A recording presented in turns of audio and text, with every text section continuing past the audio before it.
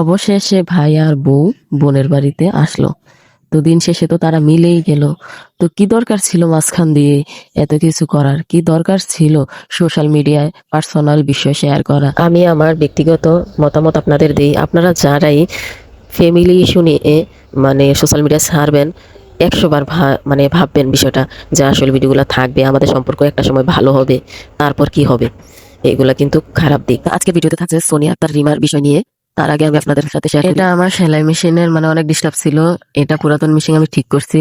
তো যাই হোক, এই ভিডিওটা কিন্তু আমার নুসাইবা ফ্যাশন হাউসে দেওয়া আছে, বা সেলাই কাজ যে চ্যানেলটা, এই চ্যানেলে দেওয়া আছে, আপনারা দেখে নিতে পারেন। তো আচ্ছা, আমি এখানে সোনিয়া আক্তার রিমার ব্যাপারে কিছু কথা বলি। কারণ এর আগে আমি একটা ভিডিও বানাইছিলাম, কপি স্ট্রাইক মারছে। মাইরা আমার ওই ভিডিওটা ডিলিট করে দিছে, ঠিক আছে, ডিলিট করছে। ওই ভিডিওতে আমারও ভিডিও ছিল, ওনারও ভিডিও ছিল কিছু, সেজন্য হয়তো মারছে।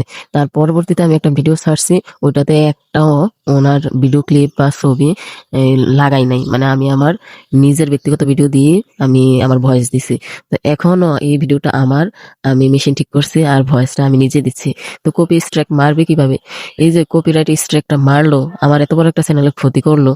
তো তার জন্য আমি ওনার পিছে লাগছি বলতে যে মিথ্যা কথা বলতেছি ওনার ব্যাপারে তাও কিন্তু না।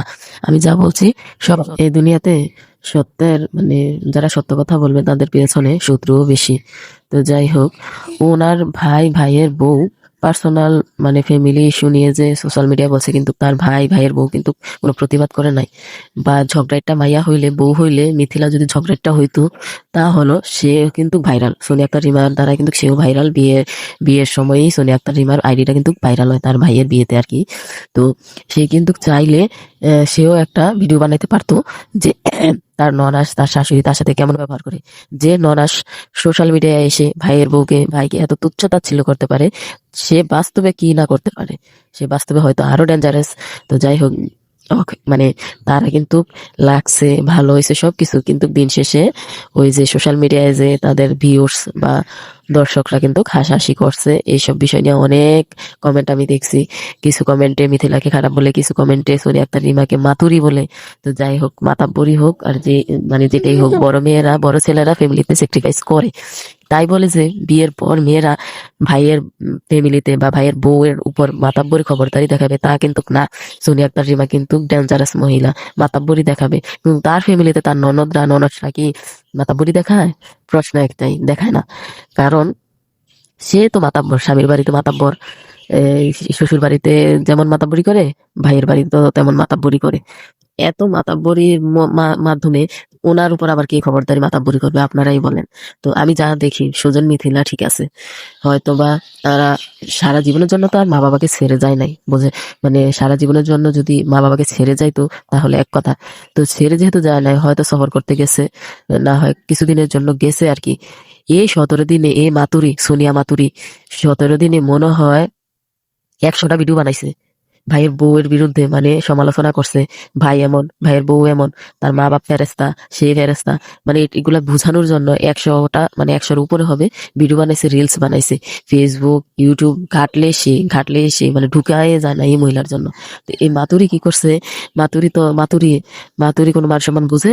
মাতুরি কি করছে? কয় আমার ভাইটা পর হয়ে গেল, আমার ভাইয়ের বউ মানে কাল নাগিনী, কাল সাপ, এমন ভাষাও ইউজ করছে। অথচ মিথিলা কেউ কি প্রতিবাদ করছে? করে নাই। তার মানে কি ওরা ভদ্র আছে, ওদের পারিবারিক শিক্ষা আছে, যে শিক্ষাটা সোনিয়া আক্তার রিমার নাই। তো যাই হোক, এখানে আবার সোনিয়া আক্তার রিমা মাতুরি আইসা কোন মানে মাতুরি আইসা আবার কি বলে, এই মাতুরি কিন্তু আবার গালাগালিও করতে পারে। এই মাতুরির বিরুদ্ধে যে বলুক তাকে সে সাইজ করে দেয়। আবার ঝাড়ু পিটাও করে। আরে তুই ঝাড়ু পিটা করস, যাই করস, এখন তোকে যদি মানে বাংলাদেশের বাইরে যারা আছে তাদের সাবজেক্ট আলাদা, সবাই মিলে বাংলাদেশের মানুষ যদি তোরে আনফলো করে, তাইলে তুই কি করবি? তোর ভিডিও যদি না দেখে, যাই হোক দেখবো, ইউটিউব রিকমেন্ড করলে সবাই দেখবো তোর ভিডিও, এগুলো ভালো লাগে, আমার মাও দেখে। তো এখন কথা হচ্ছে, পার্সোনাল বিষয় ভবিষ্যতে আর শেয়ার করবি না। পার্সোনাল বিষয় শেয়ার করলে কি হয়, মানে দিন শেষে কিন্তু ফ্যামিলির মানুষ আপন, বাইরের মানুষ কিছু না। তো ফ্যামিলির মানুষ আপন হইলে ফ্যামিলির ব্যাপারটা ফ্যামিলিতে মিটাই নেওয়া ভালো না? তো মানুষকে হাসানোর কি দরকার? এই যে কথাগুলা, ভিডিওগুলা কিন্তু থাকবে। তো ভবিষ্যতে তোর ছেলে, ওই যে শুনে আক্তার রিমা মাতুরি তোরে বলতাছি, তোর ছেলে বিয়া করাইবি, মেয়ে বিয়ে দিবি, কিভাবে দিবি? তখন তো বলবে মেয়ের মাটা মান সম্মান বোঝে না, সব সোশ্যাল মিডিয়া সাইডা দেয়। হ্যাঁ, ফ্যামিলির কোনো টুকিটাকি লাগলে সোশ্যাল মিডিয়া সাইডা দিব, থাক আত্মীয় করি না, বিয়া দিতে পারবি? যাই হোক, এই ভিডিওগুলা মানে আর করবি না, ফ্যামিলির বিষয় ফ্যামিলিতে রাখবি। আমার যে কপিরাইট স্ট্রাইকটা মারছস, সেই জন্য আমি লাগছি। কেন মারলি? আমি কি ওখানে বকা দিছিলাম তোরে, নাকি তোরে খারাপ কিছু কইছিলাম? শুধু জাস্ট বলছি ফ্যামিলির বিষয় ফ্যামিলিতে রাখাই ভালো, আপনি এগুলা সোশ্যাল মিডিয়ায় সাইডেন না। এছাড়া আমি তো কিছু বলি নাই তোর মাতাব্বর বা তুই ভাই বোরে জ্বালাস, এসব আমি কোনো কিছু বলি নাই। তো মাতুরি, তুমি আমার কপিরাইট স্ট্রাইকটা মারছো তোমার ভিডিও থাকার সময়, এখন আমার ভিডিওর মধ্যে কপিরাইট স্ট্রাইকটা মারো, কিভাবে মারবা? এখানে আমি তোমার কোনো মানহানিও করি না, আমি যা সত্য তা বলছি। আমি ওই ওই ভিডিওটা ডিলিট করে দিছি। ডিলিট করে দিছি বলতে, যেহেতু ইউটিউব থেকে ডিলিট করে দিছি, আমার আইডি তো রাখার দরকার নাই। আর এটা আমার 86 দিন থাকবে। তো 3 মাস পর্যন্ত আমার এই কপিরাইট স্ট্রাইকটা তো উঠবে না। আর এটা আজীবনের জন্য যে স্ট্রাইক মারে সে উঠাইতে পারে। তো আপনি যখন উঠাবেন না, আপনি যখন এটাকে এভাবে লটকাই রাখবেন, তো আমিও যেটা সত্যি সেটাই বলছি। তো যাই হোক, আপনারা সবাই মানে এই মাতুরিকে বয়কট করবেন। এই মাতুরির যে ভিডিওগুলো ভালো ভালো কোয়ালিটির ফ্যামিলি নিয়ে ভালো হাসি খুশি ভিডিও আপলোড করে সেগুলা দেখবেন। আর যেগুলা ঝাড়ু পিটা ঝাড়ু নিয়ে দৌড়ায় সেগুলা দেখবেন না কেন? দেখবেন, দেখে কমেন্টে যাইয়া তারে জোতা পিটা করবেন, জুতা পিটা করবেন, ঝাড়ু পিটা করবেন। সে যদি করতে পারে, আমরা করতে পারবো না কেন? এইগুলা ব্যবহার, সোনিয়া আক্তার জিমার ব্যবহার ভালো না। ব্যবহার যদি ভালো থাকতো তাহলে ভাইয়ের বউ আর ভাইকে এভাবে কটাক্ষ করে ভিডিও বানাতে পারতো না। তার ভাই অনেক শতগুণে ভালো, অন্য ভাই হলে থাপড়াইয়া চাপার দাঁত ফালাই দিত।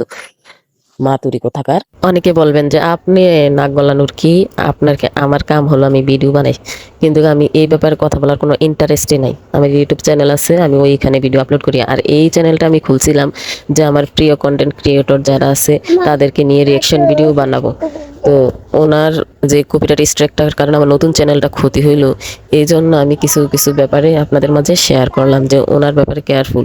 ওনার কোনো ভিডিও আপনারা আপলোড দেবেন না ওনার অনুমতি ছাড়া।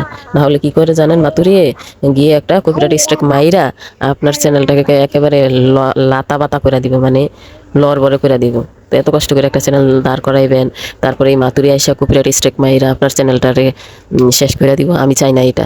অনেক ইউটিউবার আছে, বড় বড় ইউটিউবাররাও মানে উনি ক্ষতি করছে ওদের ভিডিওতে কপিরাইট স্ট্রাইক মাইরা। এটা অনেক বড় ক্ষতি, চ্যানেলের জন্য একটা খারাপ দিক। তো আপনারা সবাই চাইবেন নিজের ভিডিও দিয়ে নিজের ভয়েস দিয়ে ওনাকে সাইজ করতে। উনি পার্সোনাল বিষয় মানে শেয়ার করব ঠিক আছে, আবার ওনার ফ্যামিলি নিয়ে কেউ কিছু বললে মানে এটা অন্যরকম। এটা কি ধরনের টক্সিক লেভেলের মানুষ? এই ভিডিও এই দামরাকে গোন্দাইলা বেটা কিভাবে সংসার করে আল্লাহ জানে। যাই হোক বন্ধুরা, এই পর্যন্ত ভিডিওটা শেষ। আমি আর নাই, কারণ সোনিয়া আক্তার রিমার কথা বলছি। এখন সোনিয়া আক্তার রিমার যারা ফ্রেন্ড ফলোয়ার আছে বা হ্যাটার্স আছে তারা কমেন্ট করে আমার কি কয় আল্লাহ জানে। আল্লাহ হাফেজ।